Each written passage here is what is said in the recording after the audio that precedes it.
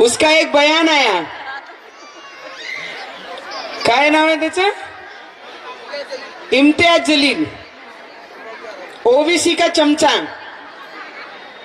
क्या बोलता है, अमरावती आएंगे बोले नवनीत राणा को गिराने। अरे तेरे जैसे कितने आए कितने गए। यूट्यूबवर बघितलेली आहे, फेसबुकवर बघितलेली आहे। अगर किसी बदतमीज़ इंसान से बहस हो तो हार मान लेना चाहिए, क्योंकि इंसान कितना भी अच्छा हो कुत्ते से अच्छा भोग नहीं सकता। मी याच्या बाबतीत बोलत नाही या महिलेच्या, पण ज्या प्रकारे ही महिलेची भाषा जी वापरत आहे, मला सांगण्यात आलेलं आहे ती SCची आहे, SC कॅटेगरीमध्ये निवडून आलेली आहे।